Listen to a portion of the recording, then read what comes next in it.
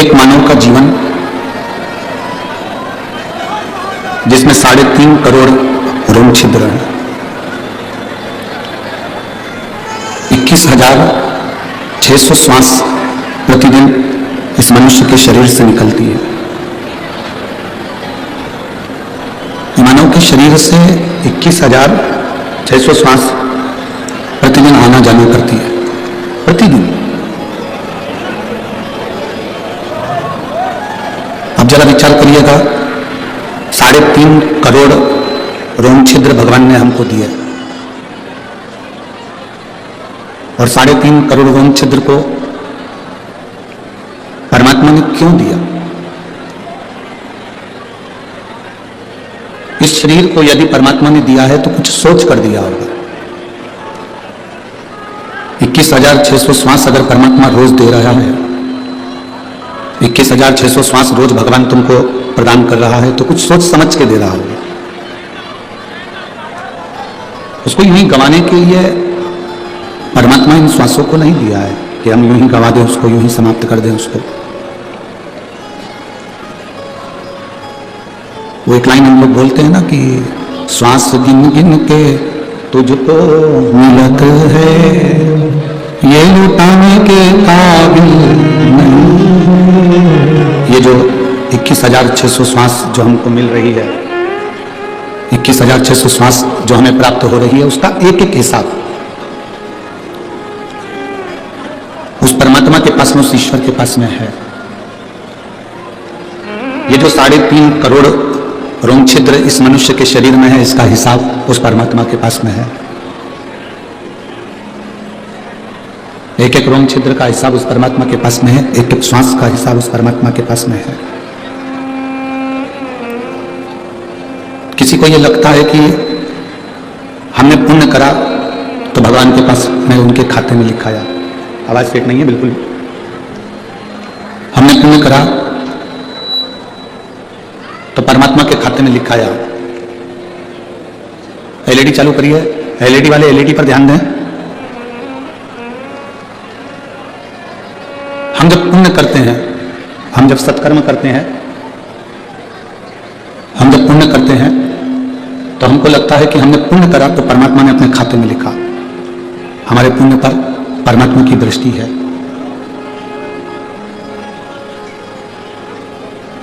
पर जब हम पाप करते हैं, बेकार काम करते हैं, तो हमको लगता है कि वो परमात्मा ने हमारा काम देखा ही नहीं। शिव महापुराण की कथा कहती है, तुम्हारे पुण्य को परमात्मा को अपनी कॉपी में लिखना नहीं पड़ता। तुम्हारे पुण्य को परमात्मा अपनी कॉपी, तुम्हारा पुण्य वो लिखता नहीं है। तुम्हारा पुण्य तुम्हारे चेहरे से, तुम्हारे स्वरूप से झलकता है, इसलिए पुण्य को लिखने की जरूरत नहीं पड़ती। परमात्मा की कॉपी में पाप लिखाना जरूरी होता है।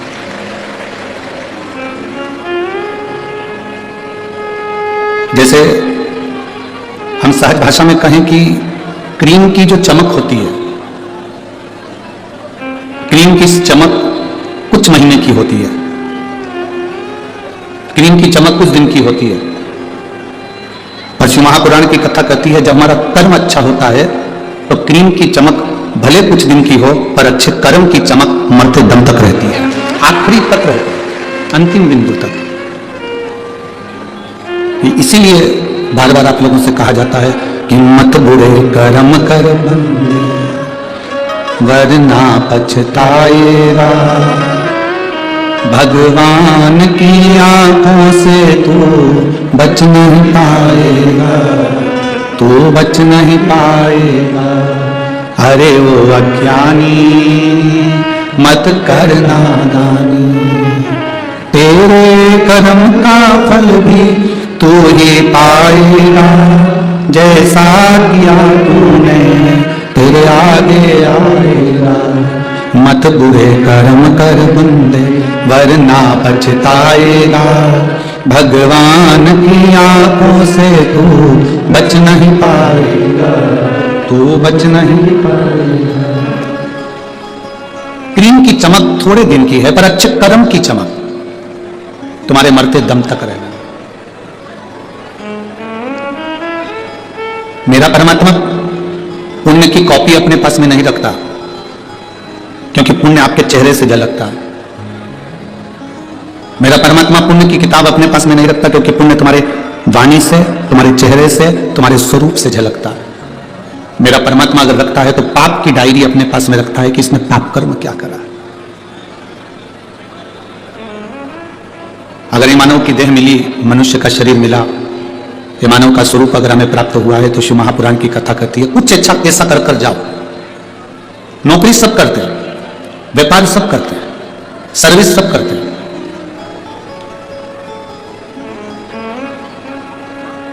नौकरी सब कर रहे हैं, व्यापार सब कर रहे हैं, सर्विस सब कर रहे हैं, काम धंधा सब कर रहे हैं, सब लगे हैं कहीं ना कहीं किसी ना किसी रूप में, किसी ना किसी रोजगार में वो कार्य कर रहे हैं। एलईडी चालू करिए भाई, एलईडी वाले कहां बैठे हुए हैं? एलईडी वालों को बोलिए एलईडी चालू करिए, पीछे की एलईडी सब बंद पड़ेंगी। महाराज, ऐसा कोई व्यक्ति नहीं जो अपने कर्म में तल्लीन नहीं। कुछ दुकान धंधा पानी कर रहे हैं तो कुछ नौकरी कर रहे हैं, कुछ सब्जी का ठेला भी लगा रहे हैं, कुछ व्यापार भी कर रहा है। हर व्यक्ति कुछ ना कुछ कर रहा है, कोई नौकरी कर रहा है, कोई व्यापार कर रहा है। जो नहीं कर रहा है वो दूसरे की टांग खींच रहा है, कर जरूर रहा है।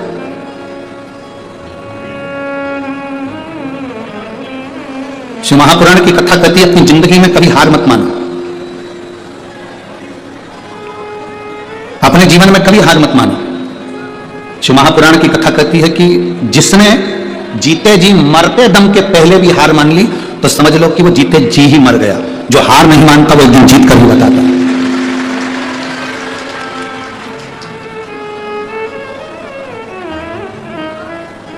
हम किस चीज के लिए हार माने? कई कई माताएं कहती हैं कि बस गुरुजी मेरी बहू आ जाए एकदम फ्री हो जाऊंगी मैं। तुम किसी गुरुजी के पास जाकर ये मत कहो कि मेरी बहू आ जाए और मैं एकदम फ्री हो जाऊंगी, बल्कि ये कहो कि मेरी बहू आ जाए और भगवान ऐसा कृपा करना कि मैं अच्छी व्यस्त रहूं। फ्री रहूंगी तो बीमार पड़ जाऊंगी, व्यस्त रहूंगी तो मस्त रहूंगी। मुझे इतना व्यस्त रखना कि मैं फ्री ना रहूं।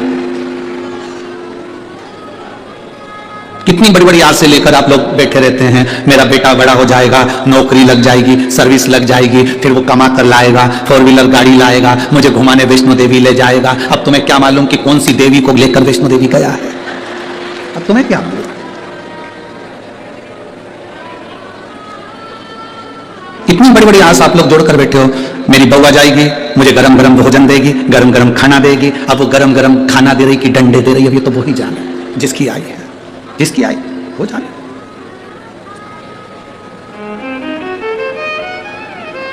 फिर कहा गुरुजी मेरी बहू का लड़का हो जाए, और मेरी बहू का लड़का हो गया, मेरा नाती पंक्ति आ गया, फिर मैं सोने की सीढ़ी पर चढ़ जाऊंगी। कौन सी सीढ़ी पर चढ़ रही है? जम के बोलो जरा, जम के। सोने की सीढ़ी पर। क्रिकेट के ग्राउंड की इस कथा में 4 सीढ़ी ऊपर नहीं चढ़ पा रही वो स्टेडियम की, और क्या कि सोने की सीढ़ी चढ़ेगी? जरा विचार करिए। 4 सीढ़ी चढ़ने में 50 बार सोची मां बैठूं, भैया मेरे से तो नहीं चढ़ी जाए, मैं तो नीचे बैठ जाऊं। और आस कितनी है, हे भोलेनाथ मेरी बहू के घर में छोरा आ जाए, छोरे का छोरा हो जाए, सोने की सीढ़ी चढ़ जाऊं। घर की 4 सीढ़ी चढ़ नहीं पा रही, स्टेडियम की 4 सीढ़ी चढ़ नहीं पा रही, और सोने की सीढ़ी चढ़ने की आस लेकर बैठी है। शिव महापुराण की कथा कहती है कोई आस संसार के लोगों से मत लगाओ। गुरु नानक देव जी ने बाले से कहा था, बाले जब हम संसार के लोगों से आस लगाते हैं तो वो आस टूटती है, और जब हम ईश्वर से आस लगाते हैं वो हमेशा सफल होती है, टूटती नहीं। अरे नाता एक राम जी से दूजा नाता तोड़ दे, रिश्ता एक श्याम जी से दूजा रिश्ता। साधु संगे राम रंगे अंग अंग रंगी है, जाई विधि राखे भोले ताई विधि। हम जो आस लगाकर बैठे हैं संसार के लोगों से, वो आस एक ना एक दिन टूटने वाली है, वो आस एक ना एक दिन समाप्त होने वाली है। और यदि हमने आस परमात्मा से लगाई है तो आस टूटती नहीं है, समाप्त नहीं है। ये बड़ी विडंबना है इस चीज के लिए। एक लड़के ने अपने ऑफिसर से एक प्रश्न किया। एक लड़का अपने ऑफिसर से प्रश्न करा कि सर, गजल में और भाषण में क्या अंतर है? एक लड़के ने अपने ऑफिसर से प्रश्न करा, सर गजल में और भाषण में क्या अंतर है? तो ऑफिसर ने कहा कि ये पब्लिक चिल्ला रही है, आप लोग बैठे हुए हो, थोड़ा ध्यान नहीं दे पा रहे हैं कि क्यों चिल्ला रही है। तो एलईडी चालू करवाओ ना, बोलो उसको, एलईडी वाले को।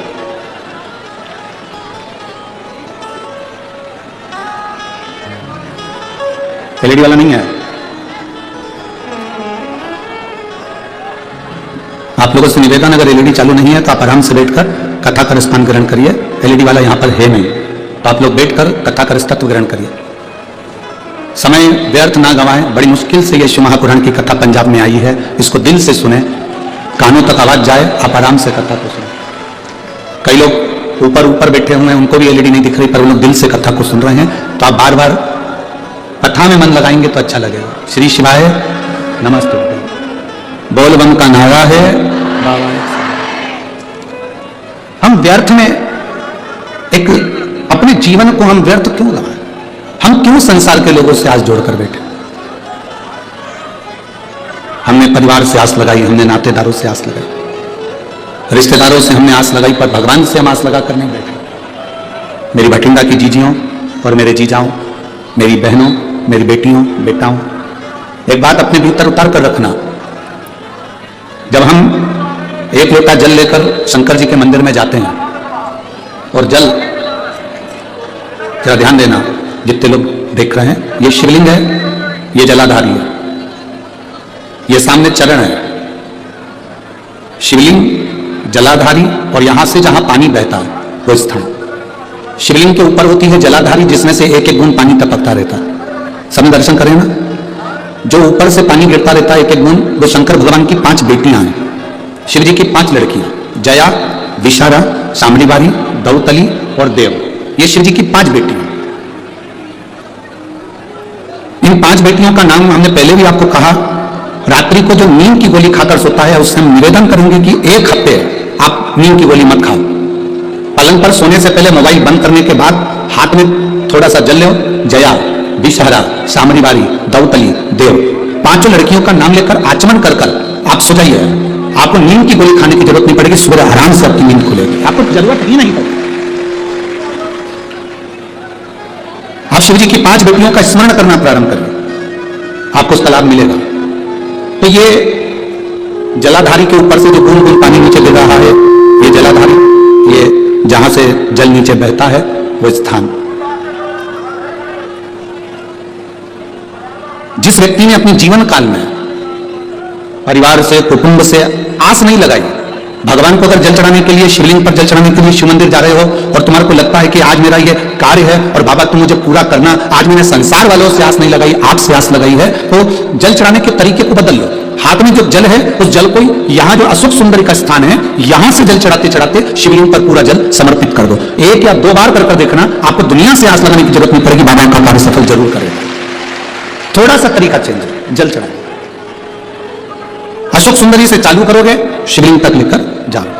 अशोक सुंदरी से ये जो जलाधारी जल बहता है, यहां से चालू कर कर शिवलिंग तक उस जल को लेकर जाओगे। जब हम भगवान देवादिदेव महादेव को जल चढ़ाते हैं, उसके 5 अलग अलग तरीके हैं। बहुत सावधानी से सुनना कथा, आपकी और हमारी जिंदगी की सार्थकता को सिद्ध करने वाली कथा। आज पंजाब की इस पवित्र भूमि पर अगर यह प्रसंग निकला है, तो उसको आप अगर सुनेंगे तो आपका जीवन सार्थक होगा। शिव जी को 5 तरह से जल चढ़ाने का तरीका है। जैसे पंचामृत होता है, दूध, दही, शहद, घी, शक्कर, ये सब पंचामृत के अंतर्गत आते हैं। उसी तरह शंकर जी को 5 तरह से जल चढ़ाने का क्रम वर्णित किया गया। अब उसको समझेंगे, बहुत सावधानी से समझिएगा। पहला, जल लेकर आए, सीधे डायरेक्ट शंकर भगवान के शिवलिंग पर चढ़ा दिया, यह प्रथम जल का चढ़ाने का तरीका। दूसरा, जहां से पानी बहकर जाता है, जहां से जल बहकर जा रहा है, उसके ठीक विपरीत जल उत्तर में जा रहा है, आप दक्षिण में खड़े होंगे और दक्षिण में खड़े होकर उत्तर की ओर मुख करेंगे और शिव जी को जल समर्पित करेंगे। ये रोग मुक्ति करने वाला है और हमारे रोग पर हमें विजय प्रदान करने वाला है। ये जल चढ़ाने का तरीका। एक सीधे मंदिर में गए, लोटा भरकर जल उठाया, शिव जी को चढ़ा दिया। दूसरा जल, जहां से पानी बहता है, शिव जी का चढ़ा हुआ जल जहां से बहकर जाता है, उसके ठीक विपरीत में शिव जी का जल इधर जा रहा है तो तुम यहां खड़े हो, तुम यहां बैठो, यहां मत बैठना, यहां मत बैठना, इधर बैठो। अगर रोग का निवारण है तो यहां बैठकर। तीसरा, अशोक सुंदरी से जल चढ़ाते चढ़ाते शिवलिंग तक लेकर जाना और शंकर भगवान के शिवलिंग पर पूर्ण जल समर्पित करना। यह तीसरा तरीका। यह कार्य की सिद्धता के लिए। हम जब किसी से आस ना लगाकर परमात्मा से विनती करते हैं तो वो विनती करने का तरीका। तीसरा। चौथा, शिव जी पे चढ़ा हुआ जल 5 जगह पर समर्पित करना। गणेश जी, कार्तिकेय, अशोक सुंदरी, शिवलिंग और जलाधारी। ये चौथा क्रम है। जब जिस नारी का, जैसे एक पत्र है, देखिए,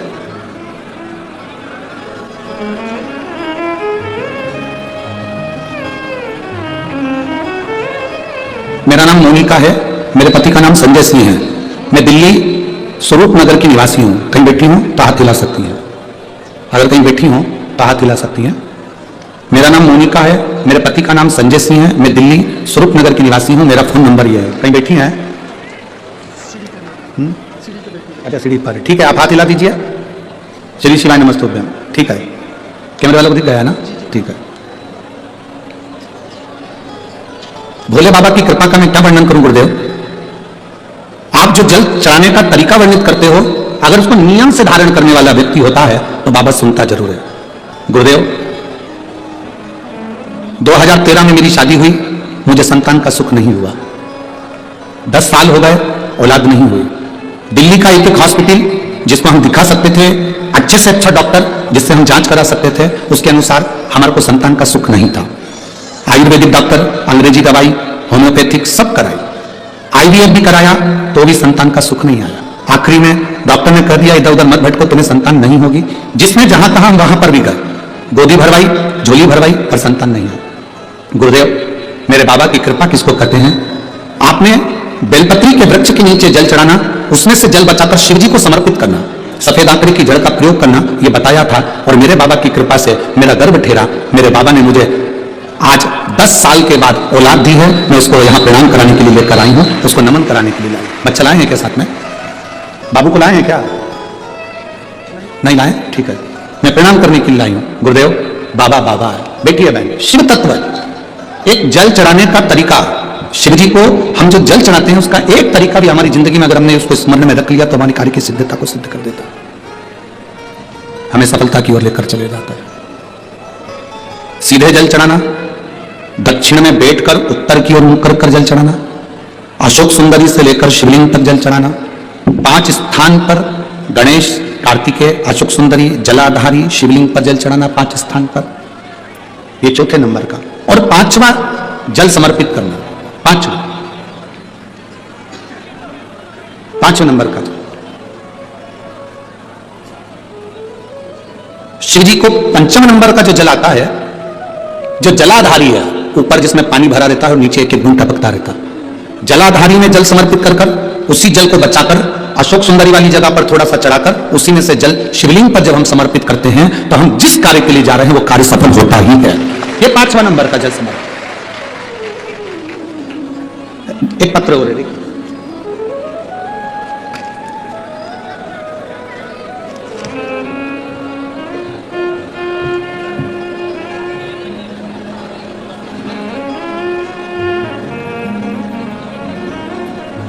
संतुबेन, उम्र 60 वर्ष, नवसारी, गुजरात से आई हैं। कहीं बैठी हो तो हाथ हिला सकती हैं। संतुबेन, उम्र 60 वर्ष, नवसारी, गुजरात की रहने वाली है। कहीं बैठी हो तो हाथ हिला सकती हैं। दिख गई क्या? कहीं बैठी हैं? अच्छा, ठीक है, हाथ हिलाओ दीदी एक बार। हाँ, दिख गया, ठीक है, ऐसे हाथ हिला दो। श्री शिवाय नमस्तुभ्यं, दिख गए। मैं गुजरात की निवासी हूं गुरुदेव। 2014 में मुझे कैंसर हुआ था, तब मैंने गुजरात के एक अच्छे अस्पताल से अपना इलाज करवाया। कीमो, रेडिएशन के बाद ऑपरेशन करवाना पड़ा। 7 साल के बाद फिर वापस मुझे कैंसर हो गया। दूसरी बार कैंसर हुआ, फिर वापस दर्द चालू हुआ। वैसा कि वैसे कीमो चालू हुआ, फिर वापिस ऑपरेशन कराया गया। इस बीच मेरी रिश्तेदार ने, जब हमने दूसरी बार कैंसर होने पर ऑपरेशन करवाया, उसके बाद मेरे रिश्तेदार मिलने के लिए आए, उन्होंने कहा टीवी पर शिव महापुराण की कथा आती है, आप उसको सुनना प्रारंभ करो। डॉक्टर के हिसाब से यह कैंसर बार बार हर 2-3 साल में वापिस आना था। पर गुरुजी, मैंने शंकर की कथा को सुनना प्रारंभ करा, शिव जी पे चढ़ा हुआ 1 लोटा जल चढ़ाकर पीना प्रारंभ करा। बाबा की कृपा से मेरा स्वास्थ्य ठीक हुआ। पर गुरुदेव, वापिस कुछ समय के बाद में बीमारी फिर आ गई। अब बीमारी फिर आई, मैंने भोलेनाथ जी से विनती करी, बाबा तू सबका रोग दूर करता है। सियोर वाला महाराज कहता है कि जो शंकर जी पे चढ़ा हुआ जल पीता है, बेलपत्र खाता है, उसके दुख दूर हो जाते हैं। तो ये बीमारी वापिस जब मैंने जांच कराई तो ये बीमारी फिर पलट कर क्यों आ रही है? 2 बार आकर चली गई, अब मैं ठीक थी, फिर वापिस बीमारी आ गई। गुरुदेव, ये यहां आने के 10 दिन पहले की बात बता रही हूं, मुझे वापिस कैंसर बताया। 10 दिन पहले मुझे कैंसर बताया। मैंने बाबा से कहा, बाबा ये बीमारी कैसे पलट कर आ गई, जब तो मैं बेलपत्र भी खा रही हूं और जल भी पी रही हूं। मेरा विश्वास नहीं माना और मैंने फिर बाबा के मंदिर में जाकर बाबा को अशोक सुंदरी वाले स्थान पर जल चढ़ाकर शिव जी को जल चढ़ाया और थोड़ा सा जल बचाकर बेलपत्र को चढ़ाया, थोड़ा सा जल नंदी को समर्पित करा, चारों जगह का जल लेकर आचमन करा। आचमन करने के बाद मैंने वापिस दूसरी बार जांच कराने के लिए हॉस्पिटल में मेरे परिवार वाले लेकर गए। तो मैं बाबा को कहकर गई, अगर मुझे कैंसर अब नहीं होगा और अच्छी हो जाऊंगी तो जहां कथा अभी हो रही होगी वहीं पर जाऊंगी। बाबा ने ऐसी कृपा करी, मेरी रिपोर्ट नील आ गई, इसलिए मैं बाबा को प्रणाम करने के लिए आई। बैठिए बहन। श्री शिवाय नमस्ते। शिव तत्व उघड़ी है शब्द, 5 स्थान, 5 तरह का जल चढ़ाने का समर्पण। अब आपको बोलना है, हमें सुनना है। पहला स्थान डायरेक्ट आए, बोलो जम के कहां चढ़ाया? शिव जी पर। दूसरे नंबर का जम के बोलते जाओ, दक्षिण में बैठकर उत्तर की ओर मुख कर कर शिवलिंग पर समर्पित करना। तीसरा अशोक सुंदरी से शिवलिंग तक। चौथा 5 स्थान गणेश, कार्तिकेय, अशोक सुंदरी, जलाधारी और शिव, मतलब पार्वती और शिव, इनको समर्पित। और 5वें नंबर का स्थान जम के बोलो, ऊपर जो जलाधारी है उससे शंकर भगवान के शिवलिंग तक।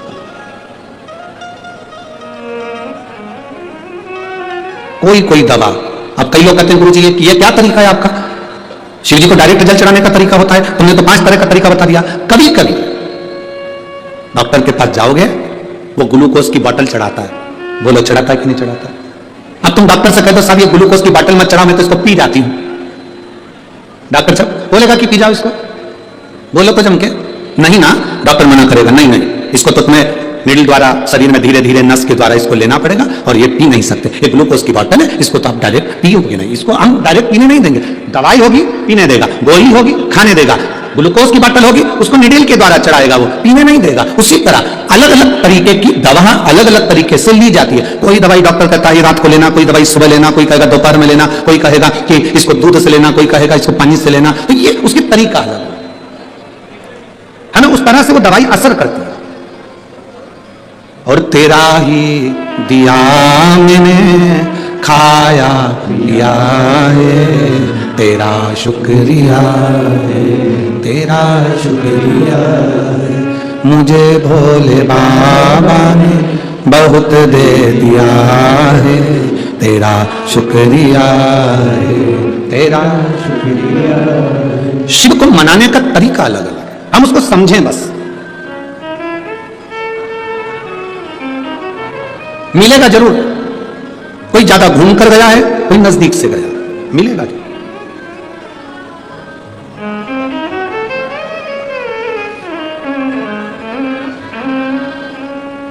कई लोग ऐसे हैं जो कहते हैं गुरुजी हम शंकर जी को नहीं मानते, हम राम जी को मानते हैं। ठीक है, कोई कहता है हम कृष्ण भगवान को मानते हैं, ठीक है, कोई कहता है हम गुरु नानक देव जी को मानते हैं, ठीक है, कोई कहता है हम दत्त को मानते हैं, ठीक है, कोई कहता है हमारी विट्ठल को मानते हैं, ठीक है। तुम चाहे गुलाब जामुन खा लो, चाहे जलेबी खा लो, चाहे रसगुल्ला खा लो, खाने के बाद जाएगा कहां? बोलो बोलो जम के बोलो, पेट में। चाहे तुम राम कहो, चाहे तुम श्याम कहो, चाहे गुरु नानक देव कहो, चाहे तुम हरि विट्ठल कहो, चाहे तुम शिव कहो, अंत में जीव जाना वहीं पर है। वही मार्ग अलग है, किस मार्ग से जा रहे हो आप, किस मार्ग से पहुंच रहे हो। कि भक्ति का मार्ग जितना प्रबल होगा, बस निवेदन इतना सा है, आप जिसको भजो उसको पक्का भजना। घर में कच्चा भोजन बन जाए, भटूरा बनाया छोले के साथ खाने के लिए और भटूरा कच्चा की कच्चा रह जाए तो छोले से अच्छा लगेगा? राजमे की सब्जी बनाई, राजमा कच्चा रह गया तो सब्जी अच्छी लगेगी? चने की सब्जी बनाई, चना कच्चा रह गया तो अच्छी लगेगी? मक्का की रोटी बनाई, मक्का की रोटी कच्ची रह जाए तो अच्छी लगेगी? सरसों का साग बनाया, सरसों का साग कच्चा रह गया तो अच्छा लगेगा? पूरा पकना चाहिए। सब्जी, चावल, गेहूं पक गया तो भोजन में स्वाद आया। उसी तरह आप जिसको भजो, तुम्हारी मर्जी पड़े उसका भजन करो, राम हो कृष्ण हो नानक हो, तुम जिसको भजना चाहो उसको भजो, और तुम उसको इतना पक्का भजना, इतना पक्का भजना कि स्वाद आ जाए और तुम्हें परमात्मा का चरण मिले।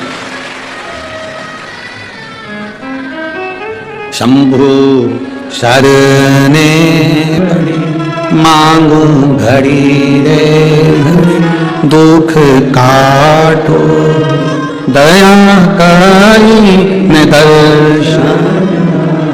आपका विश्वास दृढ़ हो, और जितना भरोसा दृढ़ होगा उतना परमात्मा प्राप्त होगा, जितनी दृढ़ता आपकी होगी। अगर भरोसा पक्का नहीं है तो परमात्मा नहीं मिल सकता, आप कितना ही प्रयास करें। यदि परमात्मा के प्रति एक विश्वास दृढ़ है, मिलेगा। एक व्यक्ति ने प्रवचन में सुना कि जब कोई गिरता है तो उसको भगवान अपनी गोदी में झेल लेता है। जब कोई गिरता है उसको भगवान अपनी गोदी में झेल लेता है, उसको भगवान अपनी गोदी में उठा लेता है। उसने सुना और विचार करा कि गुरुजी प्रवचन में कह रहे थे जब कोई गिरता है तो उसको भगवान झेलता है, गोदी में उठा लेता है। उसने काज में गिर के देखता हूं, सामने कुआं था और वो कुएं पे चढ़ गया, कूदने ही वाला था कुएं के अंदर कि मैं भी तो देखूं भगवान मुझे झेलता है कि नहीं झेलता, उठाता है कि नहीं उठाता। कुएं में कूदने वाला था, और जैसे कुएं में कूदने वाला था तो इतने में उसके मन में आया मैं कुएं में कूद जाऊंगा। पंडित जी ने तो प्रवचन में कहा है कि भगवान झेलता है, और अगर मैं कुएं में गिर गया और भगवान मुझे झेलने नहीं आया तो पंडित जी का क्या जाएगा, अपन निपट जाएंगे। पंडित जी का जाएगा क्या? पंडित जी ने तो प्रवचन में कह दिया कि भगवान गोदी में झेलता है कोई गिरता है तो। अब पंडित जी ने यह थोड़ी ना कहा था कि जान करके कुएं में गिर। पंडित जी बोले थे क्या कि जान करके कुएं में गिरना? पंडित जी ने कहा था जब कोई गिरता है भगवान उसको झेलता है, तो उसने कहा चलो मैं कुएं में गिर के देख लेता हूं। पर उसने सोचा अगर मैं कुएं में गिरूंगा और भगवान मुझे झेलने नहीं आया, भगवान मुझे उठाने नहीं आया तो फिर मैं तो मर जाऊंगा, पंडित जी का क्या जाएगा। एक काम करता हूं, मैं कुएं में गिर भी जाऊं और बच भी जाऊं, अगर भगवान नहीं आया तो मैं बच भी जाऊं। तो उसका एक साधन है, अपने पांव को रस्सी से बांधता हूं, कुएं में लटक जाता हूं। अब पांव को उसने रस्सी में बांधा, कुएं ने पेड़ से रस्सी को बांधा और कुएं में गिर गया। भगवान उसको झेलने के लिए नहीं आया, भोलेनाथ उसको लेने के लिए नहीं आए, परमात्मा उसको लेने नहीं आए, परमात्मा उसको लेने के लिए नहीं आया। अब 5 दिन निकल गए, वो उल्टा की उल्टा ही लटका। वहीं से एक व्यक्ति निकल कर जा रहा था, उसने देखा कोई बेचारा कुएं में लटका हुआ है, इसको निकाल दूं, तो निकालने लगा। उसने कहा नहीं नहीं नहीं, मुझको मत निकालना, मैंने प्रवचन में सुना है पंडित जी कह रहे थे जब कोई गिरता है तो भगवान उसको गोदी में झेलता है। तो वो जो व्यक्ति था उसने पूछा तेरे पंडित जी ने ऐसा गिरने बताया है? उसने कहा ऐसा ही बताया। तो उसने सोचा मैं भी गिर के देख लेता हूं, भगवान मुझे भी झेलेगा। अब उसके पास रस्सी नहीं थी, बड़ के पेड़ की बट वृक्ष की डालियां तोड़कर लाया, उसको एक दूसरे से बांधा और पेड़ की डालियों से उसने पांव बांधा और कुएं में कूद गया, लटका। अब रस्सी तो मजबूत थी, रस्सी तो मजबूत थी, ढीले कम करो, रस्सी मजबूत थी। तो वो पहले वाला जो रस्सी से बंधा हुआ था वो तो उसमें नहीं गिरा, पर जिसके पेड़ की डालियां बंधी हुई थी, पेड़ की डालियों से बंधा हुआ था, डालियां टूटने लगी और वो व्यक्ति नीचे गिरने लगा। जैसे ही गिरने लगा उस समय पर भोलेनाथ ने आकर उसको गोदी में झेल लिया, परमात्मा ने आकर। अब परमात्मा ने उसको गोदी में आकर झेला। जो पहले का लटक रहा था उसने कहा भोलेनाथ मैं 5 दिन पहले का लटक रहा हूं, पहले मुझे झेलो। शंकर जी बोले तुझे तो दुनिया में कोई नहीं झेल सकता, तूने गुरु के वचन पर विश्वास नहीं करा और इस व्यक्ति ने तेरे वचन पर विश्वास कर कर कूद गया। जो विश्वास किसी के वचन पर करता है उसको परमात्मा भी झेल लेता है, वरना परमात्मा भी नहीं झेलता है। भरोसा जिसका पक्का है, दृढ़ता जिसकी पक्की है, विश्वास जिसका पक्का है, उसे परमात्मा भी अपनी गोदी में झेल लेता है। जिसका विश्वास पक्का नहीं उसे परमात्मा भी नहीं झेलता। भरोसा दृढ़, दृढ़ भरोसा। हम परमात्मा पर, इस बहन ने, गुजरात से आई हुई इस बहन ने लिख दिया कि मैं नहीं जानती, मैंने बेलपत्र खाया है, बाबा आवाज ठीक करो, मैंने बेलपत्र खाई है, मैंने शिव जी पे चढ़ा हुआ जल पिया है, मैंने शंकर भगवान का गुणगान किया है, तो ये मेरा भरोसा करता है कि मुझे वापिस कैंसर नहीं आ सकता। उसने लिखा और पत्र में लिख रही मैं अपनी रिपोर्ट लेकर आई। एक दृढ़ता भीतर होना चाहिए। एक पत्र और है, देखिए,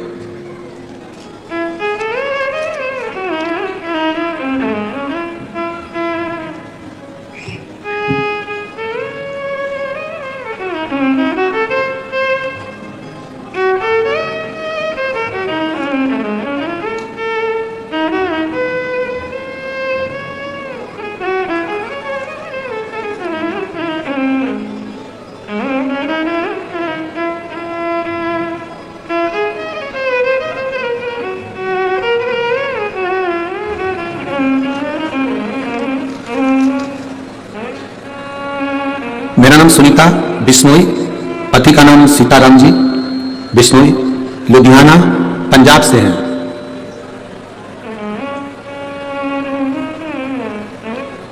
कहीं बैठे हैं क्या? ठीक है, बाकी के सब लोग हाथ मत हिलाओ, जिनका नाम लिया जा रहा है केवल वही हाथ हिला। सुनीता बिश्नोई जी, हाथ हिलाइए एक बार। हाँ ठीक है, ठीक है। मेरे पति का नाम सीताराम जी बिश्नोई, हम लुधियाना पंजाब से आए हैं, मेरा मोबाइल नंबर ये है। मैं वर्णन करना चाहती हूँ 1 लोटे जल का, शिव जी पे चढ़ी हुई बेलपत्र का।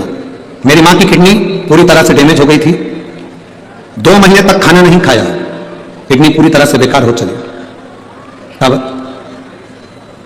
हमने शिव जी पे चढ़ा हुआ जल देना उनको चालू करा, सीहोर गए, वहां से रुद्राक्ष लाए, कंकर शंकर की पूजन करी, वहां से रुद्राक्ष लेकर आए, उसको तांबे के कलश में गलाया, शिव जी को चढ़ाया, उस पानी को देना चालू करा। आज हम बाबा को प्रणाम करने के लिए आए हैं। डॉक्टर के हिसाब से डायलिसिस चालू होना था और कुछ ही दिन में डायलिसिस का क्रम चालू हो गया था, पर मेरे बाबा ने मेरी माता को ठीक कर दिया, इसलिए हम लोग लुधियाना से यहां प्रणाम करने के लिए आए हैं। मेरे माता की किडनी वापस काम करना प्रारंभ करे। ये शिव तत्व है। ओ घड़ी शंभु, बैठिए बहन, श्री शिवाय नमस्तुभ्यं, बैठिए। शिव तत्व एक हमारा विश्वास जब जागृत होता है, जब हमारा भरोसा दृढ़ होता है, तो परमात्मा हमारे करीब में होता है। परमात्मा हमारे पास कब तक नहीं आता? जब तक हमारा भरोसा दृढ़ नहीं होता।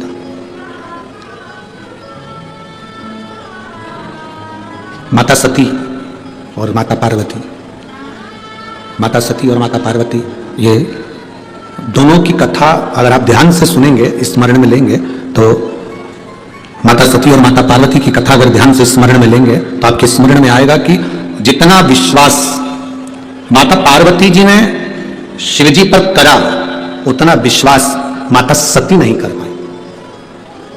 भरोसा, अगर सती मैया विश्वास कर लेती ना, तो माता सती को जलकर भस्म नहीं होना पड़ता। अगर सती मैया विश्वास कर लेती तो सती माता के प्राण नहीं जाते।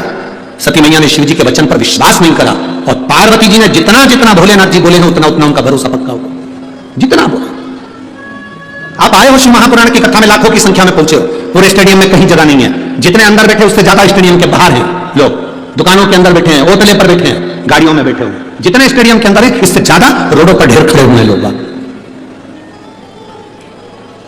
क्यों आए हो आप लोग? एक विश्वास के लिए कि हम भगवान देवाधिदेव महादेव की कथा को श्रवण करने के लिए जा रहे हैं, और यह हमारा भरोसा कहता है, यह हमारा विश्वास कहता है, यह हमारी दृढ़ता कहती है कि मैं भगवान शिव की कथा तक गई हूं ना, तो एक ना एक दिन मेरी दुख की घड़ी में मेरा महादेव भी मेरे पास खड़ा मिलेगा। यह विश्वास आपके भीतर जागृत हो गया, यह भरोसा आपके भीतर जागृत हो गया, और यह विश्वास, यह दृढ़ता, यह भरोसा, यह मूल है, सबसे मूल।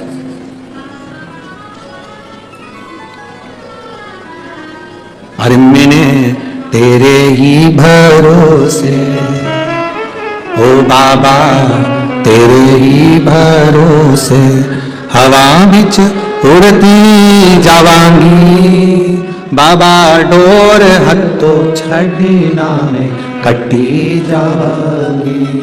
भोले मैं तेरी पतंग, शंभो मैं तेरी पतंग, हवा बिच उड़ती जावांगी, बाबा डोर हत्तो छड़ना में कटी जावांगी। भोले मैं तेरे पसंद। एक विश्वास हमारे भीतर जागृत हो। शिव जी के मंदिर में जल चढ़ाने जाते हो आप लोग? जम के बोलो जरा, जाते हो? सब जाते हो? ठीक है। भरोसा रखकर जाते हो? पक्का? पूर्ण भरोसा, पूर्ण विश्वास। जिसका भरोसा नहीं हो, विश्वास नहीं हो शंकर जी पे, वो मंदिर मत जाओ। हमारी तरफ से बिल्कुल फ्री, बिल्कुल मत जाओ।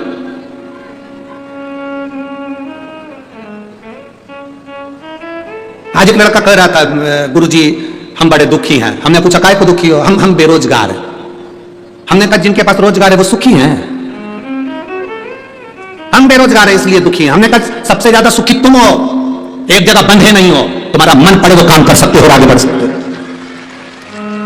एक जगह बंधे नहीं हो। नौकरी करने वाला एक जगह बंधा होता है, दुकान करने वाला एक जगह बंधा होता है। बेरोजगार व्यक्ति बंधा नहीं है, उसके मन में आए वो दिल से जो काम करेगा उस पर सफल होगा। अपने आप का रोना मत रो कि मैं बेरोजगार हूं, नहीं, बल्कि आप में वो बल होना चाहिए कि मैं बेरोजगार भले हूं और मुझ में वो बल है कि मैं स्वतंत्र हूं। नौकरी वाला नौकरी में बंधा है, दुकान वाला दुकान में बंधा है, शोरूम वाला शोरूम में बंधा है। तुम बेरोजगार हो ना, तुम स्वतंत्र हो। स्वतंत्र हो तो तुम्हारा मन पड़े वो काम तुम कर सकते हो। बस तुम्हारे काम में तुम्हारी लगन होना चाहिए, तुम्हारी मेहनत होना चाहिए और तुम्हारा कर्म प्रबल होना चाहिए। तुम सक्सेस हो जाओ, सफल हो जाओ। हमेशा एक बात का रोना लेकर बैठ जाते हो, हम बेरोजगार हैं, बेरोजगार हैं। अरे तो क्या रोना, मेहनत करो, 50 काम कर सकते हो। एक जगह बंधे हुए नहीं हो, 50 काम कर सकते हो। आप भी स्वतंत्र हैं। जितने लोग आस्था चैनल पर कथा सुन रहे हैं, जितने फेसबुक पर कथा सुन रहे हैं, जितने भटिंडा की पवित्र भूमि पर, पंजाब की धरा पर, भूमि पर इस कथा को सुन रहे हैं, स्वतंत्र हो आप। आपका विश्वास अंदर से दृढ़ है तो आप शंकर के मंदिर जाइए। आपका विश्वास दृढ़ है तो शिव जी को एक लोटा जल चढ़ाइए। विश्वास नहीं है बिल्कुल मत जाओ। तुम्हारा विश्वास ही नहीं तो परमात्मा मिलेगा कैसे? 4 दिन चलेगा, फिर बाद में कहा हमने तो गुरु जी के कहने पर करा था पर हमें तो कोई फायदा नहीं हुआ। जिनको हुआ उनके पर्चे ढेर सारे पड़े हुए, उनके पत्र ढेर सारे पड़े। विश्वास जागृत होना चाहिए, भरोसा। मानो तो मैं गंगा मां हूं, ना मानो तो बहता पानी। एक मां ने पत्र लिखा, दे रुमाल में लिखा है,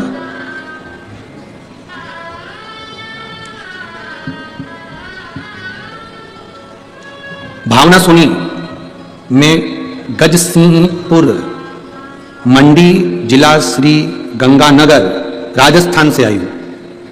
कहीं बैठी हो तो हाथ हिला सकती हैं अगर कहीं बैठी हो।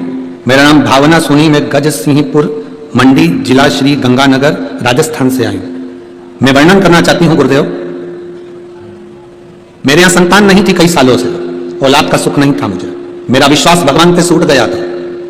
आपकी कथा टीवी पर आती थी तो मैं आपको भी हल्के में लेती थी। अब बताओ इतने भारी व्यक्ति को हल्के में ले रही।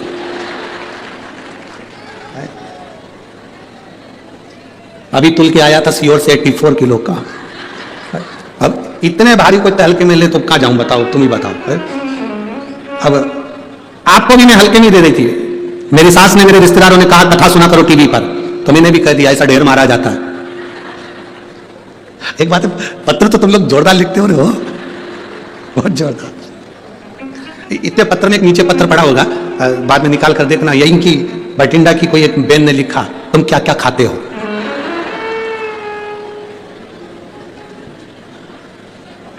अब उसको क्या बताए, तुम्हारे प्राण खा रहे, मंदिर जाओ, मंदिर जाओ, मंदिर जाओ। क्या क्या खाते हो? अरे तो पूछने का प्रसंग है।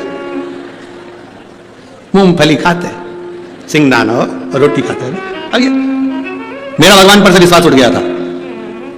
सबने कहा कथा सुनो, तो मैंने भी कह दिया। टीवी पर कथा सुनने से कोई बच्चे होते हैं? अरे गुरुजी, पर गजब।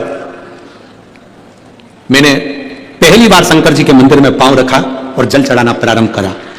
पहली बार शिव मंदिर में पांव रखा, जल चढ़ाना प्रारंभ करा और बाबा से कहा अगर तू सही में उस सीहोर वाले की सुनता है और तुझे अपने आप पर भरोसा कराना है तो मुझे औलाद दे दे। अभी डराने गई थी कि जल चढ़ाने गई थी? तू मुझे औलाद दे। अब गुरु जी देखो, सही में शंकर जी है। मैंने जल चढ़ाना प्रारंभ करा, सफेद आंकड़े की जड़ बांध ली। एक बार जड़ बांधी, नहीं हुआ। अब तो क्या करूं मैं? मेरी सास ने कहा एक बार फिर बांध। मैंने वो जड़ खोल के दूसरी बांधी और अब की बार भोलेनाथ जी से कहा बाबा तुझे संभालना है। बाबा ने ऐसी कृपा करी गुरुदेव, बाबा की कृपा से मेरे घर में पुत्र रत्न की प्राप्ति हुई है। मैंने बेटे का नाम शिवाय सोनी रखा है। गुरुदेव मेरा नाम भावना सोनी, मैं गजसिंहपुरी मंडी गजसिंहपुर मंडी जिला श्री गंगानगर राजस्थान की रहने वाली हूं। मेरा मोबाइल नंबर ये है और मेरे बेटे का नाम मैंने शिवाय सोनी रखा। कहीं बैठी हो तो हाथ हिला सकती है। शिव तत्व की प्राप्ति वो घड़ी है शब्द। बोल बम का नारा है, विश्वास हो तो मंदिर जाओ, जाओ, और नहीं हो तो मत जाओ। इसने विश्वास तो करा, इतना सबने कहा, तब जाकर एक बार तो मंदिर गई, भले झगड़ा करके आई भोलेनाथ जी से, पर गई तो सही।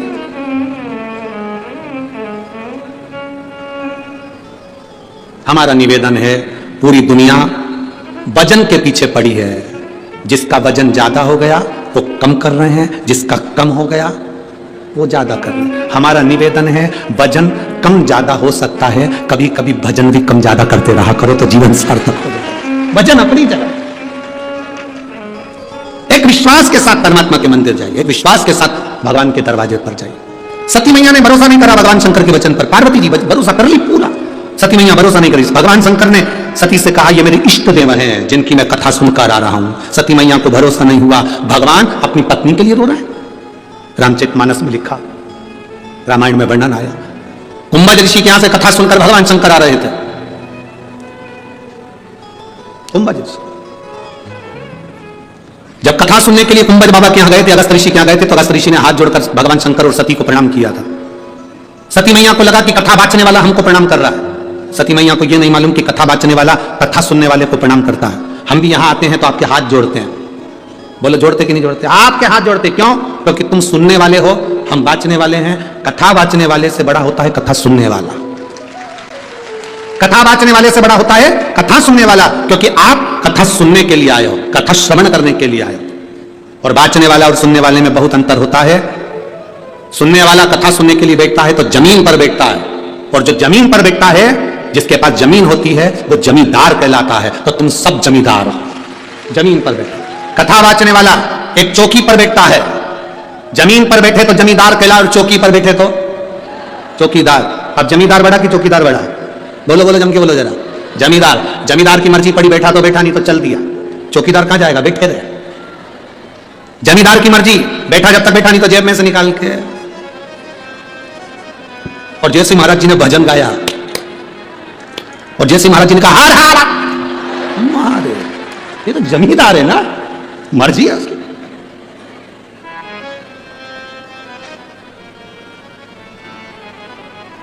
मेरे भाई, शिव जी ने कहा कि हम जिसकी कथा सुनकर आ रहे हैं, ये वो है, हम जिसकी कथा सुनकर। और देखो, जमींदार और चौकीदार में एक अंतर होता है। चौकीदार एक कथाकार भी होता है जो भारत की सभ्यता संस्कृति की रक्षा करता है, धर्म की रक्षा करता है, वो भी चौकीदार है।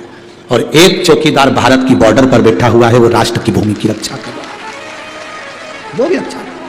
एक धर्म की रक्षा कर रहा है, एक भूमि की रक्षा कर रहा है। शिव कथा कर रहे हैं, भगवान शंकर का संवाद कर रहा है। सती मैया भरोसा नहीं कर पाई, और जिसका भरोसा नहीं, भगवान मिलना बहुत मुश्किल है। सती मैया का भरोसा दृढ़ नहीं हुआ, सती मैया का भरोसा पक्का नहीं हुआ। उन्होंने कर दिया ये भगवान है जो अपनी पत्नी के लिए बोल रहे हैं, मैं भरोसा नहीं करती। जाओ परीक्षा लिया, परीक्षा लेने गई सती मैया, सीता माता का रूप रखकर परीक्षा लेने गई। शिव जी ने जान लिया, आते से सीता सती से पूछ लिया तुम परीक्षा लिया ही? वो कहती मैं परीक्षा लेने ही नहीं गई। अच्छा ठीक है, ध्यान लगाकर देखा तो परीक्षा ली, और सीता का रूप रखकर गई थी, तो भगवान शंकर ने उनका त्याग कर दिया। विश्वास नहीं था इसलिए त्याग हुआ। जिसका विश्वास दृढ़ हो गया उसका त्याग नहीं होता। शंकर भगवान किसको पकड़ कर रखते? जिसका भरोसा दृढ़ होता। आपका भरोसा पक्का नहीं है, शिव नहीं पकड़ेंगे आप। आपका भरोसा दृढ़ करना है। जब भरोसा दृढ़ होगा तो शिव को मिलने में देरी नहीं होगी। शंकर मिल एक पत्र चम्मच में लिख के भेजा, अब इतनी सी चम्मच,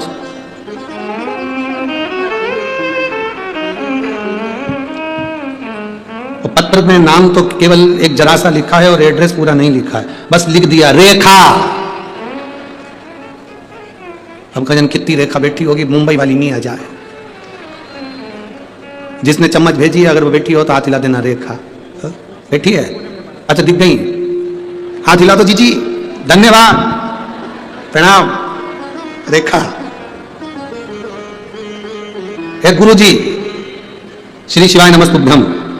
बाबा की कृपा का हम क्या गुणगान करें गुरुदेव, हमने बाबा से जो मांगा था मेरे बाबा ने वो दिया है। हम दोनों भाई बहन की सरकारी नौकरी बाबा ने दे दी, तो हम प्रणाम करने के लिए आए। एक बार वापस हाथ हिला दो। श्री शिवाय नमस्तुभ्यम। बहुत बहुत बधाई बाबू, बैठी है। हर हर महादेव। शिव तत्व पर किया गया भरोसा, एक विश्वास, एक दृढ़ता।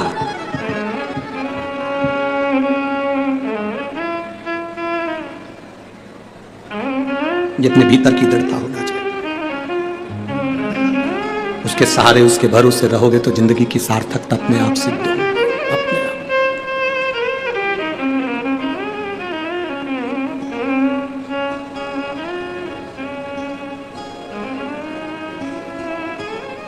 महाराज सती मैया विश्वास नहीं कर पाई, पार्वती जी का भरोसा पक्का था। पार्वती जी का भरोसा पक्का था तो शिव उनको पति के रूप में मिले, साथ रहे। भगवान शंकर के कितने विवाह हो गए, जितने विवाह हुए सबके प्राण छूटे, पर पार्वती जी का प्राण नहीं छूटा। शिव जी के साथ अजर और अमर बनकर बैठी रही। अमर गुफा की कथा में अमर कथा सुनी और अमर हो गई माता पार्वती। विश्वास पक्का था इसलिए अमर हो गई। विश्वास पक्का नहीं होता तो नहीं हो पाता। भरोसा पक्का। थोड़ा समय लग सकता है, थोड़ी देरी हो सकती है। कोहरा हटेगा, ट्रेन सही समय पर आ जाएगी।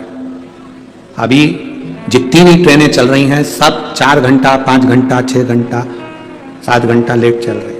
हम भी ट्रेन से ही आने वाले थे, पर हमारे मेहता जी बोले कि बहुत ट्रेनें लेट चल रही हैं, खबर करा सीहोर।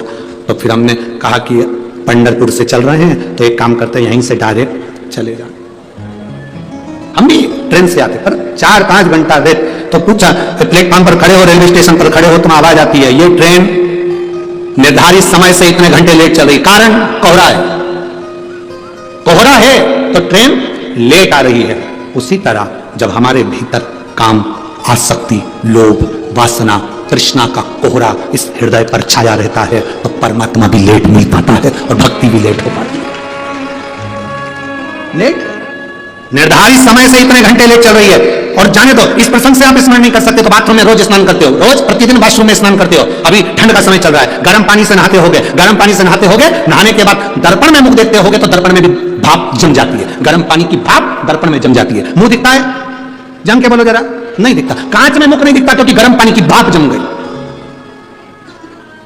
दर्पण, कांच क्लीन होगा, साफ होगा तो चेहरा दिखेगा। दर्पण पर भाप जमी होगी तो चेहरा नहीं दिखेगा। उसी तरह भीतर अगर अहंकार जमा होगा तो भोलेनाथ नहीं दिखेगा, शिव नहीं दिख सकता। अपने दर्पण को, अपने मन को क्लीन करोगे तब मुख देख सकोगे। अभी बाथरूम में स्नान करते हो, ठंड का समय है, गर्म पानी से नहाते हो, पूरे कांच पर, पूरे दर्पण पर भाप जम जाती है, उसमें हमारा चेहरा नजर नहीं आता, हमारा चेहरा नहीं दिखता। अहंकार की भाप जमी है इस मन के सामने, आत्मा के सम्मुख में। जब निकलेगी तब तुम परमात्मा का दर्शन कर पाओ। भीतर से भाव समाप्त होना चाहिए तो परमात्मा मिलेगा, वरना परमात्मा मिलेगा कैसे? शिव प्राप्ति कैसे होगी? और फिर दुनिया कुछ भी कहे,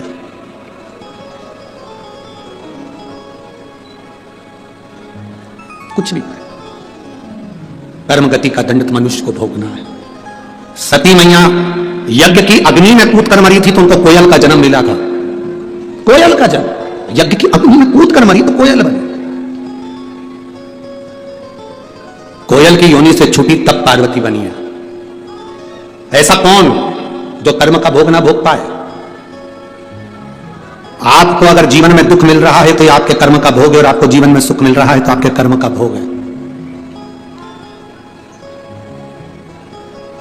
देवकी मैया और वसुदेव जी कारागार में बंद थे। उनके पुत्र का नाम क्या है? जम के बोलो जरा, जम के बोलो, जम के।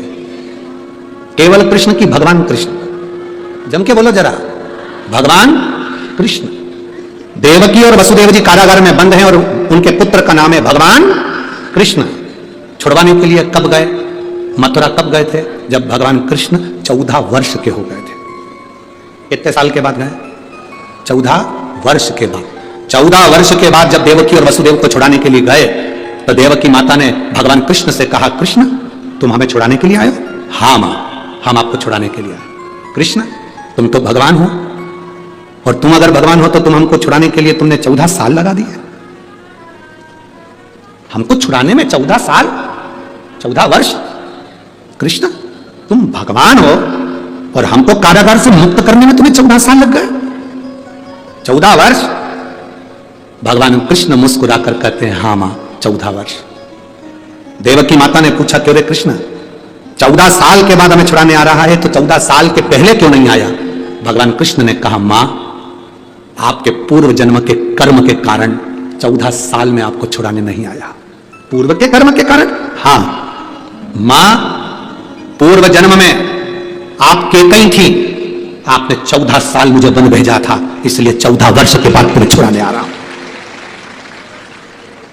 आप केकई थी, 14 वर्ष के लिए मुझे वन भेजा था राम अवतार में, इसलिए 14 साल के बाद मैं तुम्हें छुड़ाने के लिए आया।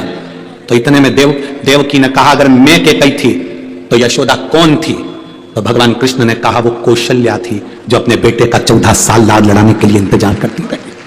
वो मेरी माता कौशल्या 14 साल अपने बेटे को गले से लगाने के लिए रोती रही, 14 वर्ष अपने बेटे को छाती से लगाने के लिए रोती रही, 14 वर्ष अपने बेटे को खिलाने के लिए रोती रही, 14 साल अपने बेटे को पानी पिलाने के लिए रोती रही, 14 वर्ष अपने बेटे को गोदी में बिठाने के लिए रोती रही। वो मेरी माता कौशल्या है जो यशोदा बनकर जन्मी है। 14 साल तुम मुझसे दूर रही क्योंकि तुमने मुझे वन भेजा था, और 14 साल में मेरी मां की गोद में खेला क्योंकि 14 साल उससे दूर रहा था। ये कर्म की गति है। अरे मत बुरे कर्म कर बंदे वरना पछताएगा, भगवान की आंखों से तू बच नहीं पाएगा, तू बच नहीं पाएगा। अरे ओ अज्ञानी मत कर नादानी, तेरे कर्म का फल भी तू ही पाएगा, जैसा किया तूने तेरे आगे आएगा। मत बुरे कर्म कर वरना पछताएगा, भगवान की आंखों से तू बच नहीं पाएगा, तू बच नहीं पाएगा। ये आपके कर्म का भोग आपको भोगना है, हमारे कर्म का भोग हमको भोगना है, जिसके कर्म का भोग जिसको भोगना है। तो किसी ने कहा गुरुजी आप कहते हो कर्म का भोग भोगना है, हाँ तो फिर भगवान के भजन से क्या होता है, शिव जी को जल चढ़ाने से क्या होता है, एक लोटा पानी चढ़ाने से क्या होता है? हमारे कर्म का भोग जो हमें भोगना है वो धीरे धीरे धीरे धीरे, घाव ज्यादा है तो पट्टी रखते रहो रखते रहो रखते रहो, ट्यूब लगाते रहो, क्रीम लगाते रहो, एक ना एक दिन घाव भर जाएगा। उसी तरह शिव पे जल चढ़ाते रहो, हमारे कर्म का घाव भी धीरे धीरे भर जाए, भरेगा। एक पत्र है,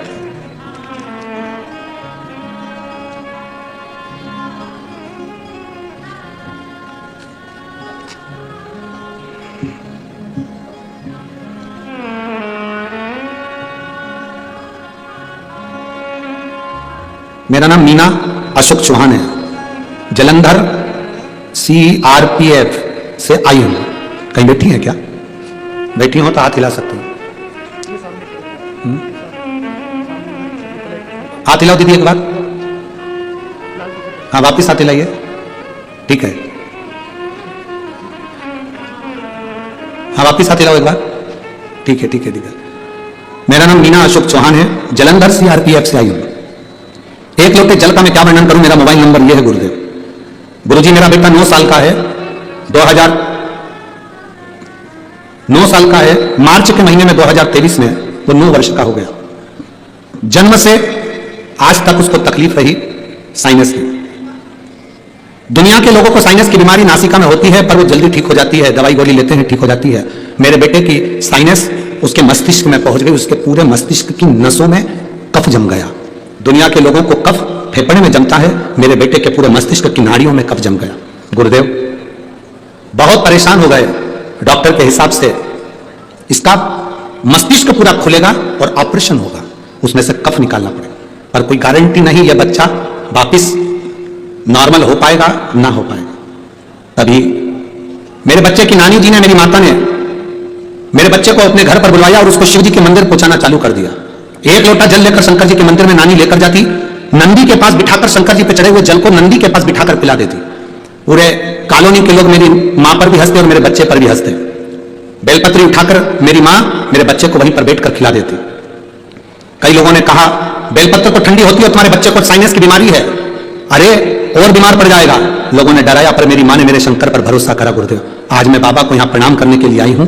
गुरुदेव बाबा बाबा है और मेरे बाबा ने मेरे बेटे को ऑपरेशन से बचा लिया। जब हमने दूसरी बार CT स्कैन कराया जब अपनी नानी के घर से 15 दिन में वापिस आया, सिटी स्कैन कराने के बाद मालूम पड़ा उसके सिर में जितना कफ था वो पूरा समाप्त हो चुका था। मैं बाबा को नमन करने के लिए, गुरुदेव बाबा बाबा है। बैठिए बहन, श्री शिवाय नमस्तुभ्यम। शिव तत्व है, आपका भरोसा दृढ़ होना चाहिए, आपका विश्वास पक्का होना चाहिए। दृढ़ होगा तो शिव मिलेगा, पक्का भरोसा रखिए। और हम तो बाबा के सहारे चलते हैं। ये शिव की भक्ति है, शिव ओघड़ी है, शंकर ओघड़ी है, वो साधारण नहीं है मेरा बाबा। और जब वो कृपा करता है तो दुनिया केवल देखती रह जाती है। जब वो कृपा करता है दुनिया देखती रह